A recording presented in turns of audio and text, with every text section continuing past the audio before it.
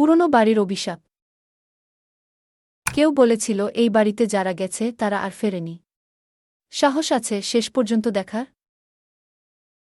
শোনা যায় জমিদার বংশের শেষ উত্তরসূরি আত্মহত্যা করেছিলেন এই বাড়িতে। তারপর থেকে নাকি রাতের বেলা ভেসে আসে কান্নার আওয়াজ। প্রতি অমাবস্যায় দেখা যায় ছায়া। পুরনো কাঠের সিঁড়িগুলো যেন আর্তনাদ করে ওঠে। দমবন্ধ করা নিস্তব্ধতা, আর তার মধ্যে হঠাৎ ঝনঝন করে কাঁচ ভাঙার শব্দ। মনে হয় কেউ যেন সবসময় তাকিয়ে আছে, অনুসরণ করছে। আয়নার দিকে তাকালে নিজের প্রতিবিম্ব দেখা যায় না, দেখা যায় অন্য কারো মুখ। ফিসফিস করে কে যেন কথা বলে, ডাকে তোমার নাম ধরে। পালানোর পথ নেই, অভিশাপ তোমাকে ঘিরে ধরেছে।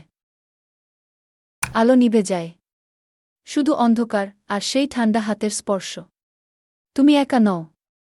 এখানে আরও অনেকে আছে যারা ফিরতে পারেনি। এবার তোমার পালা। লাইক করুন যদি সাহস থাকে।